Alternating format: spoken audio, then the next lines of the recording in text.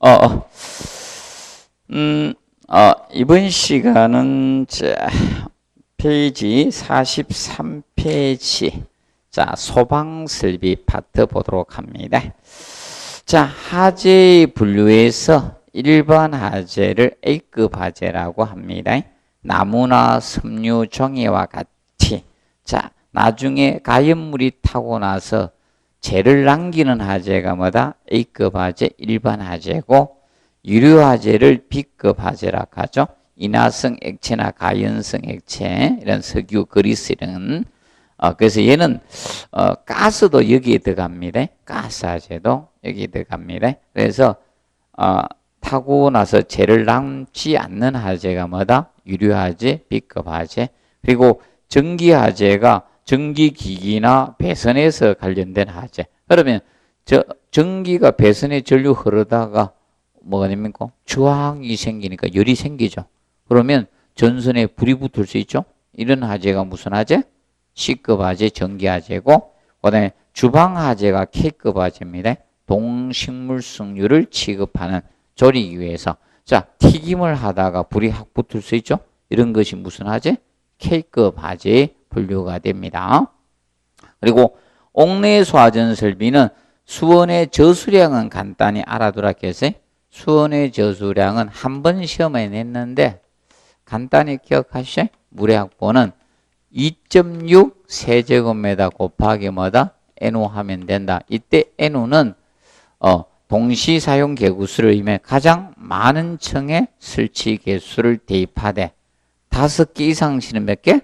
5개를 대입을 하라. 이거는 합산하는 게 아니라 겠습니다. 합산이 아니라 그 점을 명심해 두시면 되겠고, 그 다음에 가압송수장치는 노즐 선단의 방수압력이 얼마 이상? 0.17메가파스칼 이상이 되고, 그 다음에 이때 방수량이 130리터 퍼민돼 주시면 됩니다. 그리고 배관에서는 급수배관 전용으로 하되, 자, 가지배관이 2번에 40mm 이상 해주면 돼요. 호스릴 방식일 때는 25고, 그런데 수직배관, 주배관은 50mm 이상으로 해주면 된다. 이때 호스릴 방식일 때는 얼마다? 32mm 이상이 되어주시면 되겠습니다. 그런데 3번에 연결 송수관 설비하고 뭐 할 때? 겸용을 할 때. 겸용을 할 때는 100mm 이상이 돼야 됩니다. 주배관은. 이때 이제 연결되는, 방수구로 연결되는 배관은 65mm 이상이 되어 주시면 됩니다. 그 다음에 한미 방수구에서 옥내수화전은 특정 소방 층마다 설치하되 해당 브로노트 수평거리 얼마? 25m 이하에 들어와야 돼요. 그러면 반경 돌린다 했죠. 반지름해서. 자, 25m 개념은 이 개념이라 했습니다. 여기에서 이게 25m입니다. 25m 원에 다 들어오라 했죠. 이렇게 콤파스 돌려가지고 설치한다 했어요. 이렇게 해가지고 25m. 명심하지? 다 들어와야 된다. 그래서 25m마다 설치하는 게 아니라 건물의 각 부로부터 25m 이내에 들어오라 이렇게 돌린다. 소방은 무조건 콤파스 돌리는 거예요. 명심하십시오. 그렇게 설치하는 겁니다. 그래서 25m로 가는 게 뭐가 25m가? 옥내수화전 방수구하고 그 다음에 발신기 같이 갑니다. 그리고 우리가 음향장치들 있죠. 같이 간다 했으면 25m로 기억해 두시고, 그 다음에 바닥으로 설치는 1.5m 이하. 자, 이거죠. 이미 호수가 달려 있는 것들은 1.5m 이하로 간다 했죠. 그 점을 명심해 두십시오. 그래서 소화기도 바닥에서 1.5m 이하에 설치한다 했습니다. 그리고 옥외수화전은 지금 딱 2번 냈는데, 그래서 그 1번 제일 중요합니다. 아직 1번은 안 냈습니다. 그래서 노즐 선단의 방수량 0.25메가파스칼 이상이고, 이때 방수량이 350리터 퍼민이 되어 주시면 됩니다. 그리고 펌프는 전용으로 써야 됩니다. 그리고 호수 적결구는, 자, 호수 적결구는 호수가 체결되지 않았기 때문에 얼마다? 0.5에서 1m로 가는 거예요. 그래서 여러분들 저거 했죠? 연결 송수관설비 송수구든 방수구든 거기 호스가 체결되어 있지 않았죠? 그래서 0.5에서 1m 높이가 되는 겁니다. 호스가 체결되어 있으면 얼마? 1.5m 이하로 가고요. 호스가 체결되어 있지 않는 송수구나 방수구는 얼마다? 0.5에서 1m 사이로 가게 됩니다. 그 점을 유념해 주시기 바랍니다. 자, 그리고 이제 그 3번의 뒤에 40m는 출제를 했습니다. 수평거리는. 그리고 4번에 호수 구역 65mm를 선택해 주면 됩니다. 그리고 스프링쿨러 설비. 자, 스프링쿨러 설비는 일부 표준 용융 온도는 67에서 75도씨로 봐주면 됩니다. 그리고 리터딩 체인버가 오보 방지 목적으로 사용한다 했죠. 리터딩 체인버. 그리고 스프링쿨러 헤드 설치 간격에서 정방향 배치 시 무슨 치다? 최대치를 의미합니다. 그래서 아파트만 정확히 알아두십시오.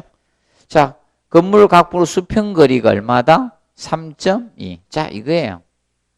그러면 스프링쿨러다 이것도 이겁니다. 반경이 얼마? 3.2m. 이거 이하에 들어오라 이게 3.2m 건물 각 부분이. 그런데 헤드 설치 간격은 그럼 이 헤드하고 헤드가 스프링쿨러 이 거리가 얼마 되다? 4.52m 되더라 이 뜻입니다. 최대치가. 그러면 4.52 곱하기 4.52 하면 뭐 나온다? 20.43제곱미터 나온다. 이게 최대 방호 면적이고 이게 방호 면적이고 명심하십시오. 정확히 구분해 두시면 된다. 그래서 요거하고 요거는 언급이 됐어서 시험에 요거는 아직 시험 안 됐습니다. 정방향 배치 시 헤드 간의 설치 간격 거리는 얼마다? 4.52m가 된다. 그리고 스프링쿨러 설비에서 방수 압력은 0.1MPa 이상이 최소 압력입니다. 이때 최대는 1.2MPa 이하로 해주시면 됩니다. 그런데 이때 방수량은 얼마일 때 압력일 때 기준이다? 0.1MPa. 자, 요거일 때입니다.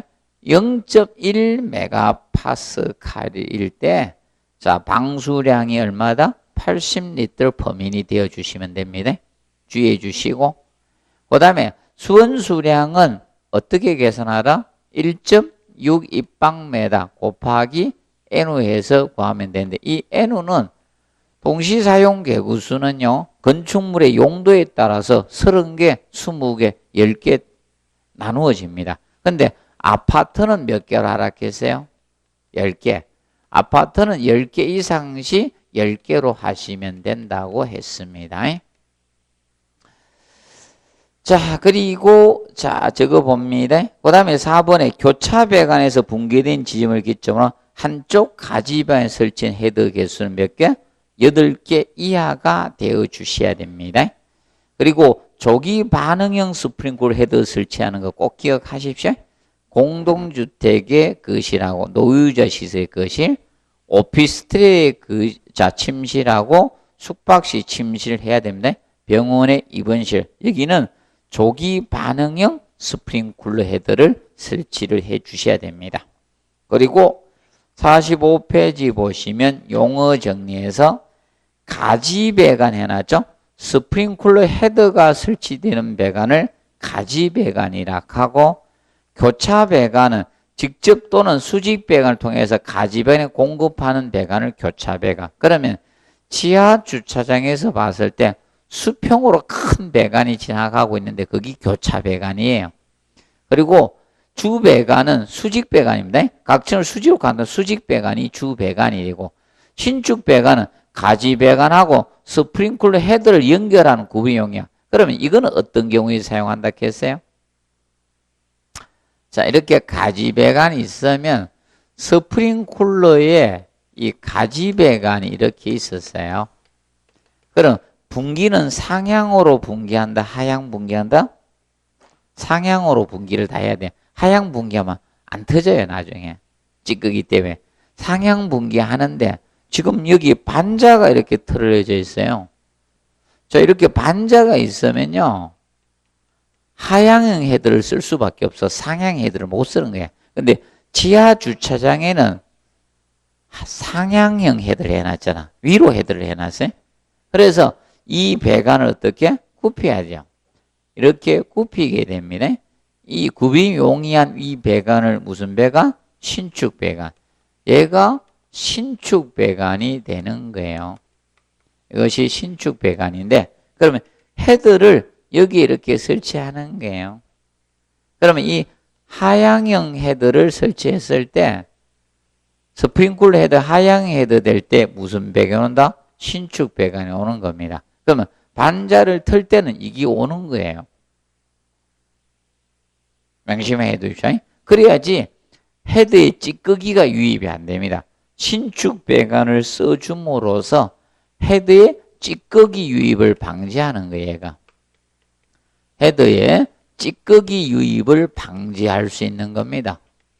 유입 방지적인 측면이 될 수 있는 것이 됩니다. 주의해서 봐두시면 되겠습니다. 그리고 5번의 급수 배관은 다 그 위에 4개 배관이 급수 배관이 되는 거예요. 그 다음에 조기 반응형 헤드 해놨죠? 표준형 스프링클러 헤드보다 기류 온도나 기류 속도에 조기 반응하는 거. 그래서 조기 반응 헤드는 아까 침실이나 맞죠? 공동주택 거실, 의료실 거실, 부자 이 병원의 입원실 활동하기 힘든 분들 있잖아요. 맞죠? 공동주택에 계속 거실에 거주하고 있는 분은 이거요. 전혀 못 나가고 있는다. 남의 도움 없이 못 나가는 분이죠. 예, 삿바 차고 있는 애하고 애들 기저귀 차고 있는 애들이 알아서 밖에 나가요? 맞죠? 그리고 노유저실 이런 데는 그겁니다. 조기 빨리 불을 꺼야 된다는 겁니다. 그리고 습식하고 건식, 준비 작동식은 자주 했죠? 특히 여러분들은 준비 작동식은 한번 봐두세요. 습식은 한번 시험에 냈고 알람 밸브에서 그거 냈고 그래서 준비 작동식이 최근에 지하 주차장에 많이 쓰고 있는 방식이기 때문에 기억하십시오. 준비 작동식은 1차측 배관은 가압수가 차 있지만 2차측 배관에 대기압 상태의 공기가 들어있다 해서 그러면 1차, 2차 배관 사이 유수 금지 장치가 바로 프리액션 밸브 준비 작동 밸브로 되어 있는 겁니다. 그래서 얘는 하재 감지기하고 연계된다 했습니다. 그것을 항상 떠올려 주시면 되겠습니다. 자, 그 다음에 넘겨서 자, 소방설비 쪽에서 이제 비상 콘센트 설비 얘는 아직 나오지 않았습니다. 그래서 얘는 소화 활동 설비라 했죠. 얘는 무슨 설비? 소화 활동 설비에 속해서 소화 활동 설비 6가지 있었죠. 재연 설비, 연결 살수 설비, 연결 송수관 설비, 비상 콘센트 설비, 그리고 무선 통신 보조 설비, 그리고 연소 방지 설비에서 총 6가지가 있었습니다. 바로 비상 콘센트 설비는 소방관들이 소화활동에 사용한 전원을 공급해 주는 설비죠. 그래서 먼저 1번에 지하층을 포함한 층수가 몇 층? 11층 이상인 특정 소방대 11층 이상 층에 설치하는 거예요. 그래서 아파트는 11층부터 비상 콘센트가 설치되고 있는 겁니다. 그리고 2번 전원 및 콘센트에서 보시면 자, 기역의 전원은 각 층이 2 이상 되는 게 원칙이지만 해놨죠. 다만 이거 비상 콘센트가 한 층에 1개밖에 없을 때는 뭐다? 하나의 회로로 할 수 있는 겁니다. 그리고 니은 체크 전원 회로는 주 배전반에서 뭐다? 전용 회로를 해야 돼. 다른 거하고 같이 쓰면 안 됩니다. 전용 회로 해두시고 그 다음에 리얼에 보시면 하나의 전용 회로에서 비상 콘센트는 몇 개 이하? 10개 이하가 되셔야 됩니다. 몇 개 이하? 10개 이하가 되어 주셔야 됩니다. 10개 공부해 두시고 그 다음에 비상 콘센트 설치 기준은 자 이거 좀 사람이 이렇게 꽂아야 되잖아. 사람이 꽂습니다. 그래서 0.8에서 1.5 자 그러면 비상 콘센트도 0.8에서 1.5고, 자, 저런 거 자동화재 속보 설비 조작 스위치도 사람이 눌러야 되죠. 0.8에서 1.5. 그리고 이겁니다. 여러분들 발신기도 사람이 눌러야 되죠. 그럼 0.8에서 1.5가 되는 거야. 사람이 조작, 이렇게 손으로 조작하는 것은 0.8에서 1.5로 가야 됩니다. 같이 기억해 두시면 되고. 그러면 그 밑에 자동화재 속보 설비 해놨죠? 먼저 1번 용어에서 속보기는 화재 신호를 통신망을 통해서 음성 등의 방법으로 소방 간서예요. 제발 또 관리실 관리사무소 나오면 안 되고, 관리실 관리사무소에서 불 거야? 그래서 어디 가야 된다? 소방 간서에 통보하는 장치를 말합니다. 이때 통신망은 유선이나 무선 또는 유무선 겸용 방식을 구성하며 음성 또는 데이터 통신을 전송할 수 있는 집합체로 말합니다. 그리고 2번 자동화재 속보 설비는 다음 기준에 따라 설치하라 해놨죠. 먼저 1번에 자동화재 탐지 설비와 연동해서 작동해서 자동적으로 화재 발생 사항을 소방 간서에 전달을 해주면 됩니다. 그래서 2번 체크, 조작 스위치 높이가 얼마다? 0.8에서 1.5가 되는 거예요. 사람이 조작하는 건 얼마다? 0.8에서 1.5. 그래서 여러분 인터폰은 항상 일정한 높이에 설치되어 있잖아. 인터폰은 어른은 그냥 이렇게 받고 애들은 어디 올라가서 받아요? 소파에 올라가서 받았잖아. 옛날에 맞죠? 그래서 걔는 1.5m잖아. 맞아요? 월패드가 그 높이에 설치되어 있잖아. 그 될 수 있으면 애들은 문 열어주면 안 되죠? 애들은 문 열어주면 안 돼요. 그래서 걔는 밑으로 안 오는 거예요. 1.5m고. 맞죠? 아, 그래서 저기서 나오잖아. 옛날에 그 뭡니까? 아이, 뭐 애들하고 호랑이하고 그거 나오잖아.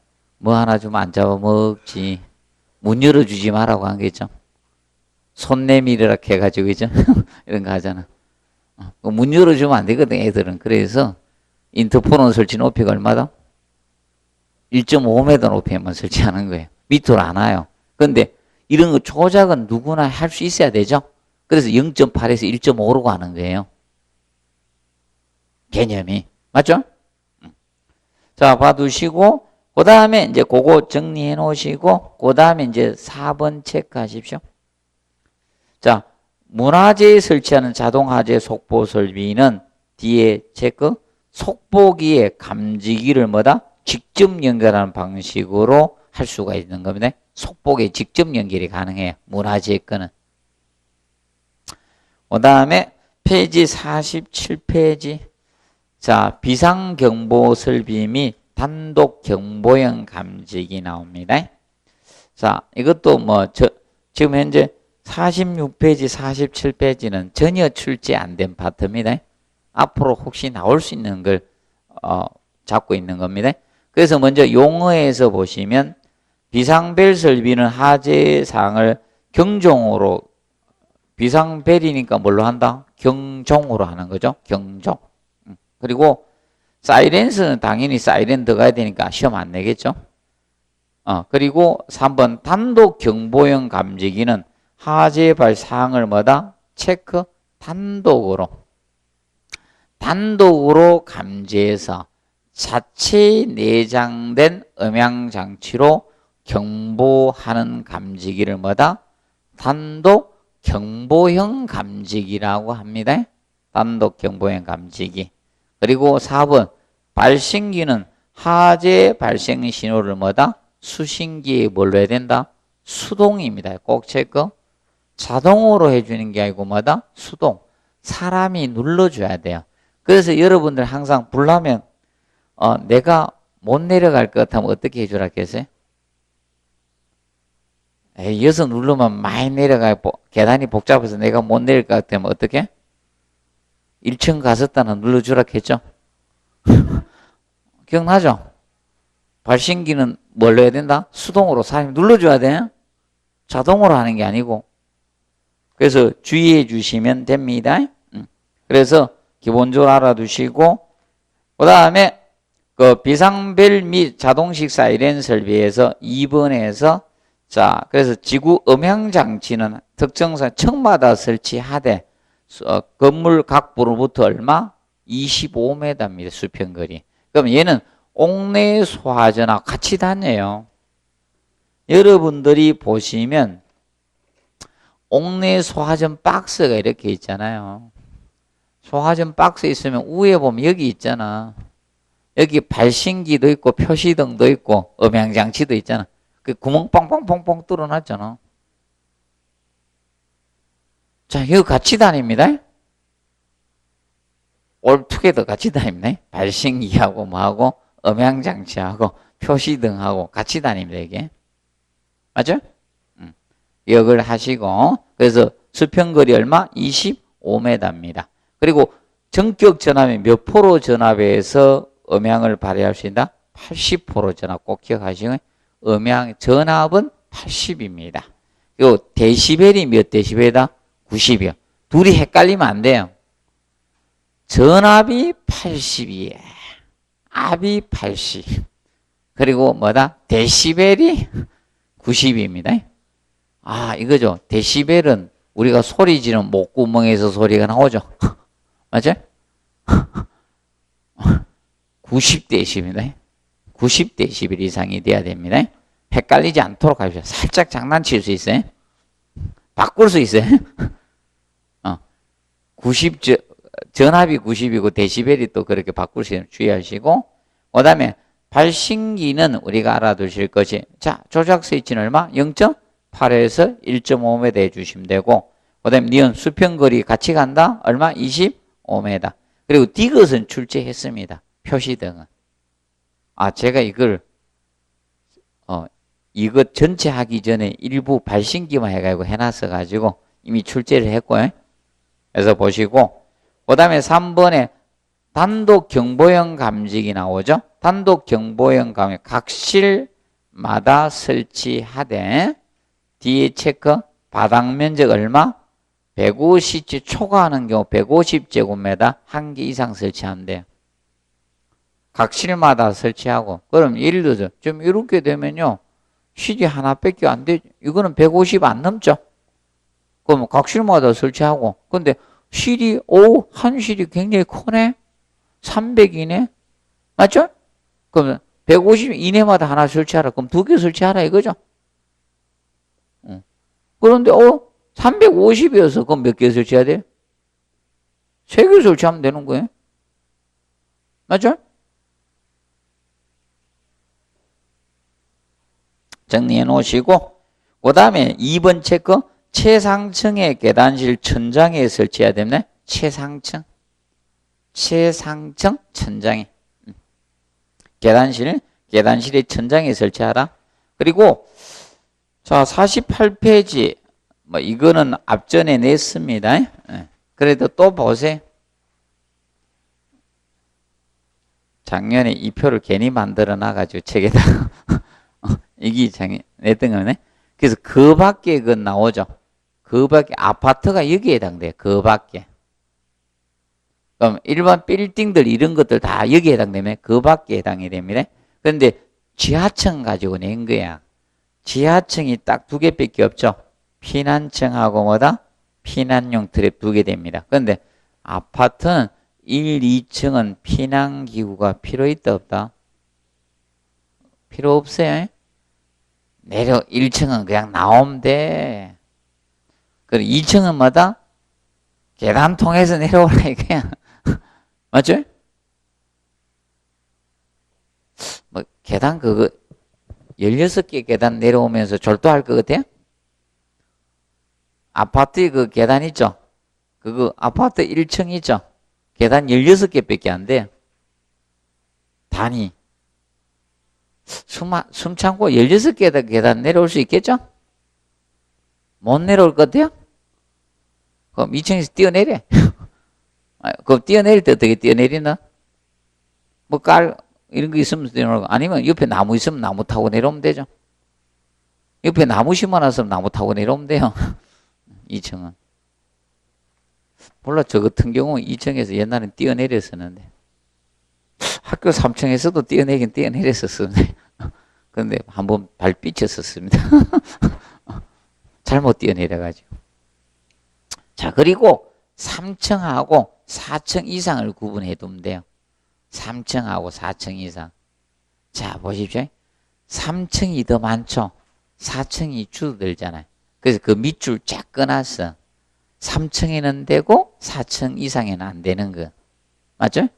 피난용 트랩하고 뭐다? 미끄럼대. 이게 4층 이상에는 적용할 수 없고 3층에는 적용되는 거야. 이걸 기억하시면 돼요. 그러면 만약에 다음 중 아파트 뭐 5층이든 아니면 10층이든 이렇게 규정해서 시험을 냈다는 거예요. 다음 중 피난기구의 적용성에 해당되지 않는 거. 그럼 답이 뭐가 된다? 미끄럼대나 뭐가 된다? 피난용 트랩이 답이 되는 거예요. 그 점을 우리가 알아두시고, 특히 피난용 트랩은 아까 지하층하고 몇 층에 사용할 수 있다? 지하층하고 몇 층에? 3층에 사용할 수 있죠. 아파트 맞죠? 아파트는 피난용 트랩을 지하층하고 3층에 설치할 수 있는 거고. 그리고 구조대는 뭐가 구조대라 했어요? 자루 형태. 그럼 구조대는 다수인이 피난 가는 게 아니에요. 자루에 몇 명만 잡아놔야 된다. 아, 여러분들 옛날에 누구를 보쌈했었습니까? 가부 보쌈했었죠, 옛날에. 아이, 드라마에 한 번씩 나오잖아. 그럼 자루에 몇 명 담아가요? 한 명씩 담아가죠, 한 번씩? 2명을 동시에 담아갑니까? 자루 형태 나오면 뭐다? 구조대입니다. 자루 형태. 그리고 왕관기하고 간이 왕관기 차이점이 뭐라 했어요? 연속 사용을 하면 왕관기. 그런데 뭐는 간이다? 한번 빼기 사용 못하는 게 간이다. 그래서 혹시 간이가 붙어 있으면 어떻게 하셔라? 내가 먼저 내려가라 했어요. 아니면 죽어. 그러면 왕관기면 누구를 한 명 내려보내보는 거예요? 이게 튼튼한지 안 튼튼한지. 맞지? 그럼 누구부터 내보내보는데 약간 뚱뚱한 사람부터 먼저 내려보내보는 거고 괜찮으면 자기가 내려가는 거예요. 자, 보시고. 그 다음에 49페이지. 자, 위생설비에서 세정급수 방식의 분류 나옵니다. 하이탱크. 자, 로탱크. 로탱크는 이렇게 쓸 수 있다. 짧게 쓰면 로. 이렇게 쓴다. 그죠? 발음 정확히 쓰는 분들은. 자, 로탱크는 소음이 적다 했죠? 소음이 적다. 그리고 인체공학적이죠? 그리고 로탱크식은 하이탱크는 연속 사용을 할 수 있다 없다? 없다라 했습니다. 그리고 세정밸브가 계속 중요하다. 세정밸브가. 그래서 세정밸브는 급수관 최소 간격이 25m 이상 돼야 된다 했죠? 그럼 얘는 세정탱크를 설치하지 않기 때문에 세정 수량을 확보하기 위해서 급수관이 얼마 이상? 25m 이상 돼야 된다. 그리고 급수관의 수압이 0.1메가파스칼 이상이 돼야 됩니다. 그리고 얘는 진공 방지기 백큐 브레이크를 설치해 주라 했겠죠? 역류 방지기. 그리고 연속 사용이 가능하다 했습니다. 연속 사용. 얘는 물의 저장 시간을 기도할 필요가 없죠. 그래서 기억해 두고 그다음에 거기 보면 세정 방식에서 세출식, 세락식, 사이펀식, 사이펀 제트식, 블로다우식, 사이펀 볼텍. 근데 사이펀 볼텍스식을 뭐라고 된다? 사이펀 보르텍스식. 써줄 거는 제가 다 써주잖아요. 작년에 로로 쓰잖아요. 짧게 쓰면 로라고. 아, 저기 어딘가 하면 진짜 있잖아요. 이거 오탈자 확인하는 데 가면요. 로 길게 쓰니까 조례가 와. 영어 쓰가 로 해가지고 발음 적으라고. 아, 근데 돈을 많이 줘야 돼. 그런데 한 장 확인하는데 검사하는데 얼마씩 탁탁 줘야 됩니다. 그럼 정확히 금수한 선생님 쓰가 옵니다. 이분들은 영어 알파벳 철자까지 하나하나 다 봅니다. 전부 다 봅니다. 발음상까지 싹 다 봐가 옵니다. 제가 그때 이야기했잖아요. 로, 이거는 뭐라 한다? 아, 이렇게 왔다니까? 사이폰 보로텍스식. 그런데 교수님들은 꼭 그래 안 써도 된다 했죠? 발음의 출제의 자유의 재량권이 있습니다. 그거는. 자, 보시고. 그 다음에 세출식은 자, 우리가 동양식 병기로 변자가 없다. 그럼 얘 보고 제발 인체공학적이라 하면 안 된다 했어요. 인체가혹행위를 주는 병이라 했습니다. 그리고 유수면이, 건조면이 크고 유수면이 얕죠. 그렇다 보니까 악취가 심하게 생기는 게 누구다? 세출식. 그리고 봉수 깊이가 50mm에 가깝다는 것은 세정 능력이 어떻게? 떨어진다는 거예요. 그래서 얘는 어디에 쓴다? 공공장소에 쓰는 거라겠죠? 공공장소. 그리고 세락식 병기 물에 낙차를 이용하고 해서 용병식 물이 튀어오는데 얘도 봉수 깊이가 얼마? 50mm. 그럼 세정 능력 떨어진다 이게? 그럼 봉수 깊이가 얕을수록 세정 능력이 떨어진다 이거예요. 그리고 얘는 알아두실 것이 자, 얘는 자변기라 했습니다. 자변기인데 그런데 세출식부터 블로다우식까지 4개. 자, 그 세출식부터 블로다우식, 치출식까지 세락식부터 말을 잘못했다. 세락식부터 블로다우식까지 블로다우식까지죠. 요거는 투피스죠. 요거는 투피스입니다. 투피스 변기입니다. 그래서 변기하고 물탱크하고 조립하게 돼 있어요. 그래서 그거 잘 쪼아놔야 돼요. 잘 안 쪼아지면 어떻게? 물이 조금씩 새야. 자, 그래서 되고 그 다음에 이제 여기에서 사이펀식은 사이펀 작용을 이용하는 방식으로서 세정 수량이 많이 필요해요. 유수면 넓죠? 그래서 얘는 봉수 깊이가 얼마다? 65mm다. 그러면 사이펀식이 세락식보다는 뭐가 좋다? 세정 능력이 우수하다 이 뜻입니다. 그리고 사이펀 제트식은 사이펀 작용하고 무슨 작용? 제트 작용으로 오물을 세정하는 방식입니다. 그래서 얘가 세정 성능이 가장 우수해요. 세정 능력이 가장 좋은 게 누구다? 사이펀 제트식이야. 그래서 봉수 깊이가 얼마? 75mm 이상 할 수 있는 거예요.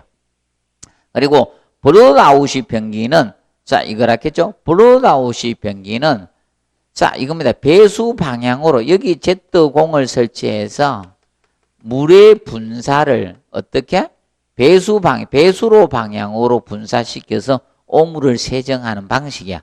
물에 분출작용되는 힘으로 배수로 방향으로 오물을 배수하는 방식이 뭐다? 블로드아웃식 치출식입니다. 그래서 얘는 수압이 커야 돼요. 왜냐하면 이 변기에는 뭐가 장착되어 있다? 세정 밸브를 달아놨어요. 그렇다 보니까 수압이 커야 된다, 적어야 된다? 커야 돼요. 그래서 그 수압 체크하시고 얼마 이상? 0.1메가파스 이상의 수압이 필요합니다. 그러면 소음이 커진다, 작아진다? 커지는 변기가 세출식. 그래서 소음이 제일 큰 변기가 블로드아웃식이에요. 그럼 공공장소에 적합하다, 부적합하다? 부적합한 변기가 되는 거예요. 아, 말이 잘못됐다. 공공장소에 적합하고 공동주택, 공공장소라고 하고 있네. 공동주택에 부적합한 변기예요. 잘못하다가 화장실 볼일 보다가 저 세상으로 갈 수도 있다. 똥 누는 것 때문에. 아쉽게 이거야. 여러분들 이거죠. 화장실은 시간 정해가 사용할 수도 없죠. 어느 날 밤에 자다가 맞죠? 일어나서 볼일 보러 가는데 밑에 집에 예민해서 그 물소리 듣고 올라와서 따지고 그러면 안 되겠죠? 그래서 공동주택에 쓰면 안 돼요. 블로드아웃식, 치출식은. 그리고 사이펀 볼텍, 그래서 사이펀 볼텍스식은 사이펀 작용하고 뭐다? 물의 와류 작용입니다. 와류 작용. 그래서 물이 이렇게 해올이 돌아가면서 내려가는 게 무슨 방식? 사이폰 보로텍스 볼텍스식입니다. 근데 얘는 원피스라 했죠. 이건 일체형으로, 이거는 원피스식입니다. 원피스식으로 일체형으로 제약이 된 게 사이폰 볼텍스식입니다. 그래서 저거 체크하세요. 4번에 제조 공정이 제일 복잡한 변기가 뭐다? 사이폰 보로텍스식이 됩니다. 그런데 얘는 소음이 적어요. 소음이 가장 적은 변기는 무슨 변기다? 사이폰 보로텍스식이 됩니다. 그러면 사실 공동주택에는 제일 적합한 게 누가 되겠어요?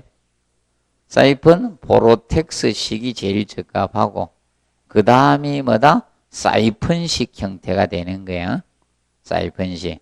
그럼 여러분들의 집의 변기가 사이폰식 아니면 사이폰 뭐다? 보로텍스식 형태가 될 가능성이 있다. 우리 아파트가 별로다 그러면 사이폰식 설치해 놓은 거야. 고급이 아니다. 우리 아파트가 고급으로 놀고 있다. 분양가 높다. 그러면 사이폰 볼텍스식 가능성이 높아요. 그렇게 보시면 됩니다. 자, 정리해 두시고. 자, 그 다음에 50페이지 밸브, 배관 및 밸브에서 보시면 주철과는 내식성, 내구성 우수합니다. 수명은 길다 이 뜻입니다. 그리고 충격과 인장 강도가 약하죠. 그리고 다른 간에 비해서 가벼워요, 무거워요? 무겁죠? 무겁습니다. 그리고 네, 강간은 자 3번을 꼭 기억하십시오. 스케줄 번호 클수록 간의 두께가 두꺼워지고 근데 강간은 단점이요. 내식성과 내구성이 떨어지죠. 그래서 수명이 짧아요. 녹이 잘 썰어요. 그리고 동간은 자 내식성 강하죠. 그래서 내식성은 열 전도율 크기 때문에 강간은 어느 쪽에 자 동간은 어느 쪽에 많이 사용되는데 급탕 쪽. 급탕 쪽에 많이 사용됩니다. 아니면 가일, 코일 이런 쪽에 많이 사용이 되고 그 다음에 동간은 3번을 체크 K, L, M 타입 세 가지 타입으로 나누어집니다. 동간은. 그래서 K타입이 가장 두껍다는 점 기억하십시오. 그리고 연간은 산에는 강하나 알칼리에 약합니다. 그래서 알칼리에 약하기 때문에 콘크리트 매설 시 방식 피복이 필요한 간이 무슨 간? 연간 개념이 됩니다. 연간. 자, 그리고 경질 염화 비닐관은 다 공부하십시오. 경질 염화 비닐관은 자 아직 출제가 안 됐기 때문에 내산성, 내알칼리성, 전기 절연성 우수하고 간내 마찰 손실 적습니다. 그리고 가볍고 경량이 되죠. 가격이 저렴하고 시공도 용이합니다. 시공도 용이하고. 근데 단점이 4번이라 했죠. 열팽창률이 크고 기계적 외부 충격 강도에 어떻게 약해요? 충격 강도에 약한 것이 단점입니다. 그리고 접합법 보십시오. 냉각공법 TS식 접합하고 고무링 접합이 있다. TS식 접합이 뭐라 했어요? 우리나라로는 접착제 접합이라 해서 우리나라 말로는 접착제 접합이 TS식 접합법이 됩니다. 그리고 고무링을 위한 고무링 접합법이 있다 기억하시고 그 다음에 스테인리스 강간은 철에다가 크롬이나 니켈 같은 걸 함유해서 만들어서 내식성과 내구성을 우수하게 만든 거죠. 그래서 스테인리스 강간은 강간보다 스테인리스 강간 누구하고 비교한다? 강간하고 비교해서 이 스테인리스 강간은 항상 강간하고 비교해서 강간보다 좋은 거래. 위생적이다 이거죠. 위생적이다는 거. 그리고 거기 보면 내식성이 뭐다? 우수하다. 그래서 내식성과 내구성이 좋습니다. 수명이 어떻게? 길다 이 뜻입니다. 이게 좋다는 것은 수명 길다는 뜻이고 그리고 자 우리가 알아두실 거 자 그러면 이 강간보다 기계적 강도도 큽니다. 기계적 강도가 커요. 강도가 크니까 간의 두께를 뭐 할 수 있다? 줄일 수가 있는 거예요. 간의 두께를 얇게 할 수 있죠? 줄일 수가 있습니다. 그러면 간의 두께를 줄이니까 뭐가 됩니까? 강간보다 뭐다? 경량화시킬 수가 있는 게 경량화. 경량화를 시키고 강간하고 비교하는 거예요. 경량화시킬 수가 있고 그 다음에 이겁니다. 강간보다 보기 좋아요, 안 좋아요? 좋죠. 미관상 좋습니다. 미관이 좋다는 거. 이것이 스테인리스 강간의 장점이고 접합법은 그 6가지가 있습니다. 프레스 접합이나 압축 접합, 건립 접합, 신축 가동 접합, 용접 접합, 나사 접합. 특히 프레스 접합을 잘 기억하십시오. 프레스 접합이 스테인리스 강간의 접합법이 됩니다. 자, 그리고 자, 간의 이음류에서 배관 힐트 엘보나 밴드를 씁니다. 그리고 분기관을 볼 T나 크로스 Y, 특히 Y는 오배수 쪽에 쓴다. 오배수 쪽은 T나 크로스를 써서는 안 된다겠습니다. 그걸 항상 기억을 해 두시면 됩니다.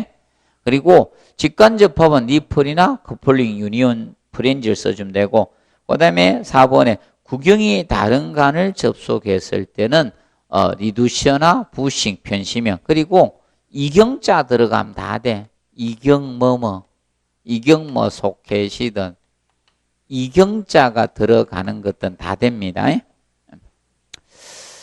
봐두시고 그 다음에 배관에 말단분 플러그나 캡을 써주시면 되겠습니다. 자, 그리고 밸브 등에서 보시면 슬루스 밸브가 일명 게이트 밸브죠. 그래서 유체의 저항세 가장 적은 밸브였습니다. 그 반면에 스톱 밸브가 무슨 밸브? 글로브 밸브.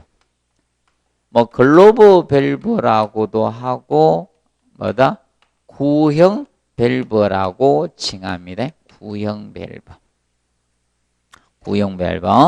그래서 유체의 저항성이 가장 큰 밸브라 해서 그래서 유로 폐쇄할 때 많이 쓴다. 그리고 체크 밸브는 유체를 한 방향으로 하고 반대 방향으로 흐르는 걸 방지해. 역류 방지용 밸브가 무슨 밸브다?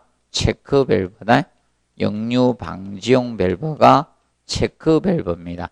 그렇기 때문에 얘는 역류를 방지하는 것이지 유량 조절 기능은 있다 없다? 없습니다. 그래서 지수전 역할은 못합니다. 그리고 콕은 90도 회전시켜서 전개 내지 전폐하는 것이 콕인데 콕과 같이 90도 회전시켜서 하는 게 대표 볼 밸브도 있다. 볼 밸브가 볼에다 구멍 내놨다 했죠.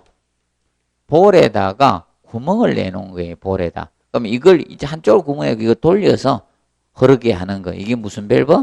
볼 밸브. 볼 밸브도 돌리는 개념은 콕하고 동일하게 돌린다.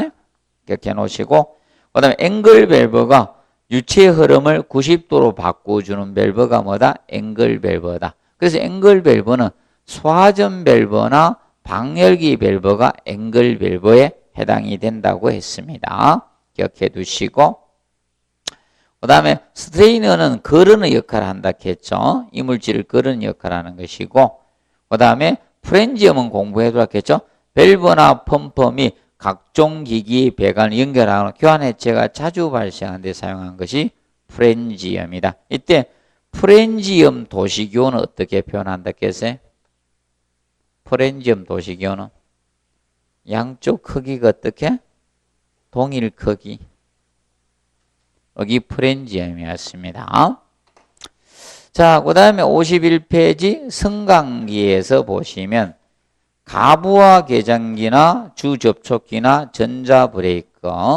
자, 특히 주접촉기는 정렬 저장 시 각 부의 고장 주회로를 차단시켜주는 거고 전자브레이크가 전동기 토크 손실 생긴 엘리베이터를 정지시키는 거라 했습니다. 그리고 슬롯다운스의 스토핑 최상층에 최하층에 케이지를 자동으로 정지시키는 거라 했죠. 근데 얘가 먼저 가동이 되고 자, 각 층에서 엘리베이터를 정확히 정지시키는 거 리밋 스위치입니다. 근데 그러면 최상층에도 리밋 스위치가 있는데 근데 리밋 스위치가 가동해서 정지시켜야 됩니다. 그런데 못 시키면 파이널 리밋 스위치가 있는 것이고. 자, 기본적으로 봐도, 그 다음에 거기 보면, 도화 스위치, 자물쇠 스위치 해놨죠? 봐두시고. 도화 스위치는 문이 완전히 닫히지 않을 때 운전이 뭐다? 불능이 되게 하는 게 뭐다? 도화 스위치. 그럼 얘는 정기적 안전장치라 했습니다.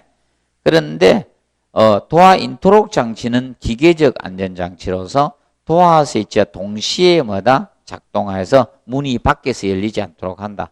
그럼 보통 승강기 문이나 승강정 문이 완전히 닫히지 않으면 운전 불능으로 만드는 것이 뭐다? 도화 스위치가 먼저 가동한다 했죠? 이거와 동시에 작동되는 게 뭐다? 도화 인트록, 기계적 안전장치인 도화 인트록 장치가 설치됩니다.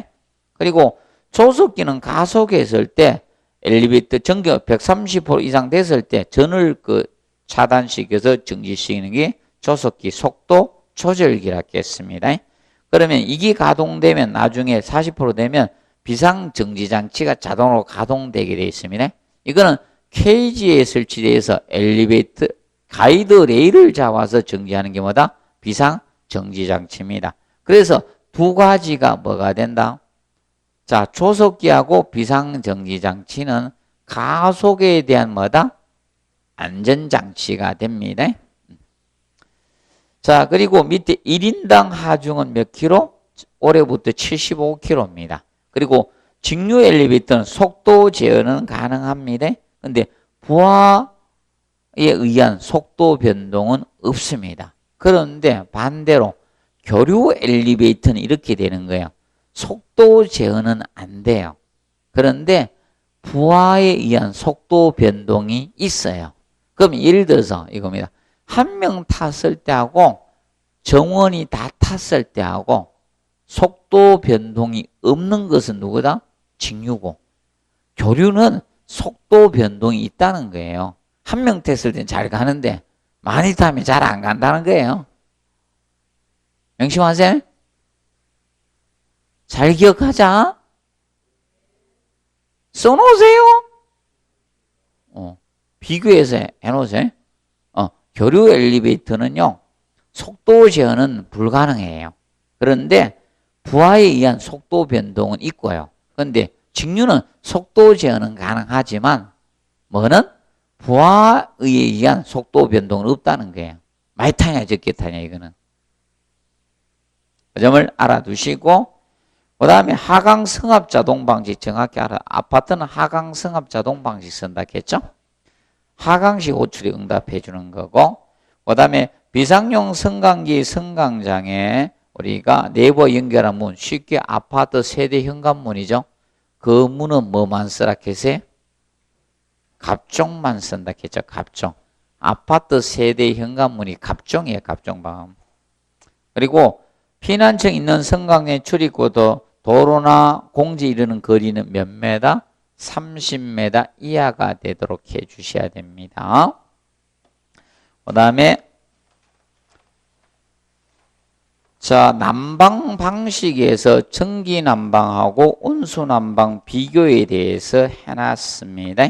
먼저 자, 전기나 온수에서 이용열은 전기가 잠열이고 온수는 뭐다? 현열을 이용해요.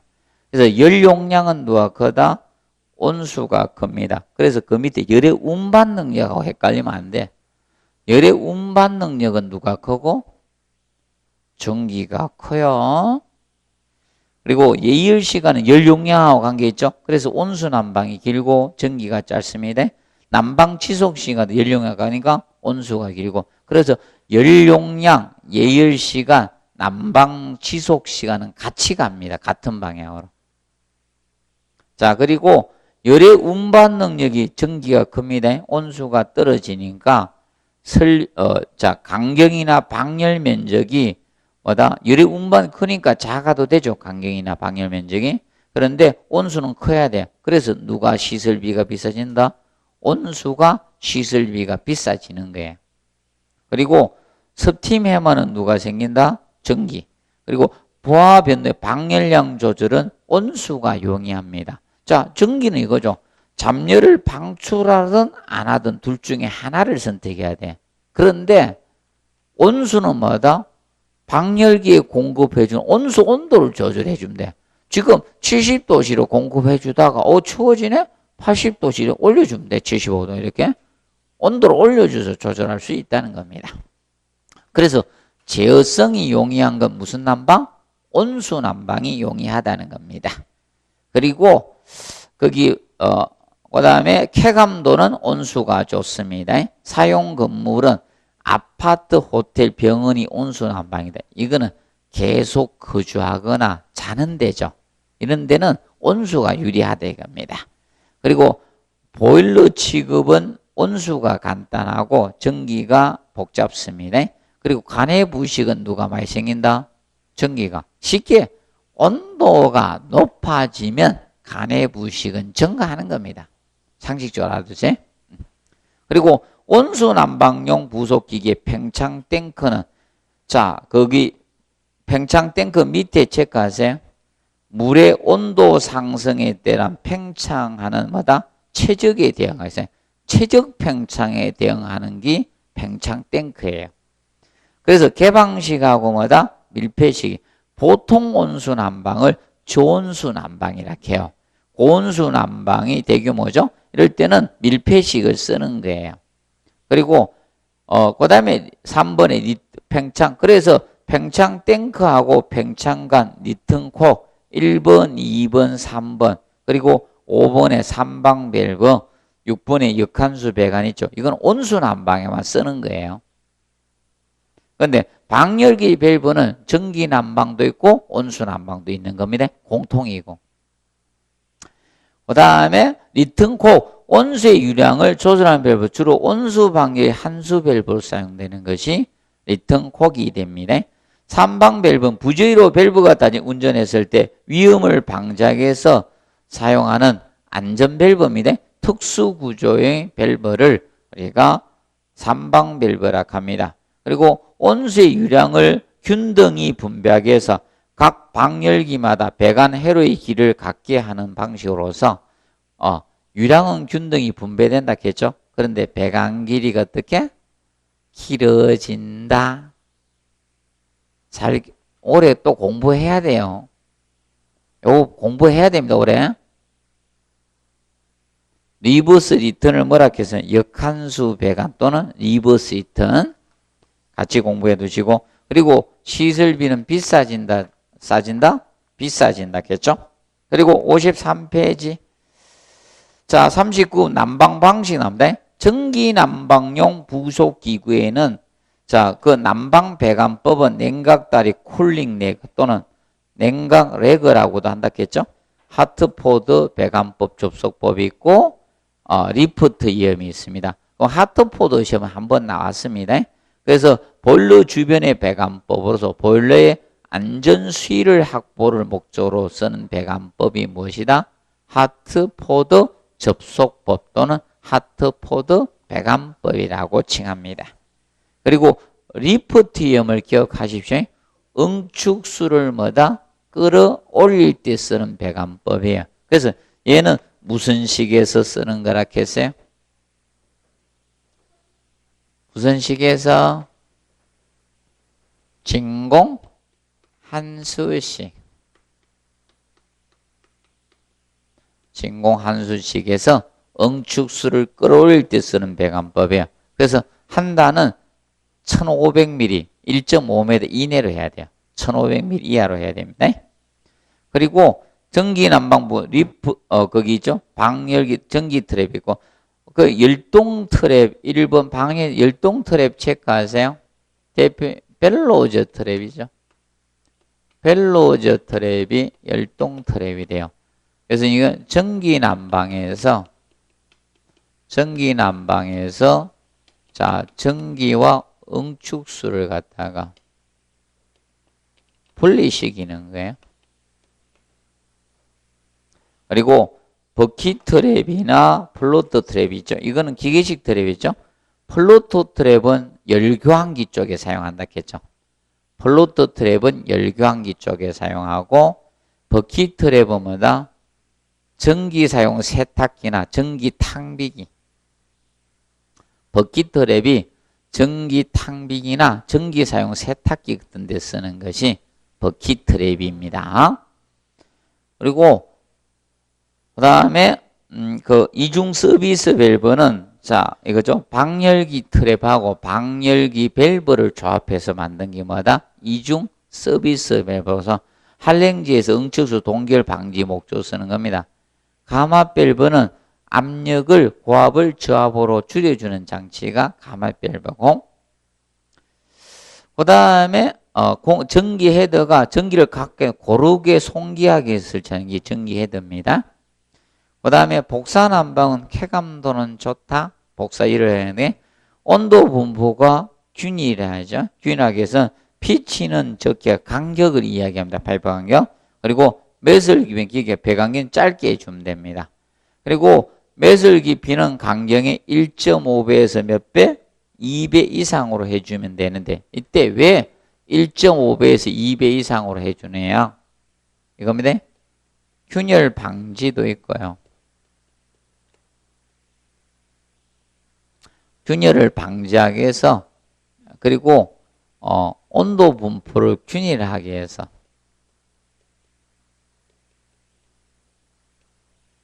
이거 목적으로 배관 매설 깊이가 1.5에서 2배 해주라 이겁니다. 그리고 배관 길이는 50m 이하로 해주라는 겁니다. 그리고 장단점 정확히 알아두십시오. 장점과 단점을 정확히 학습을 해둔다. 그래서 실내 온도 분포가 균등하고요.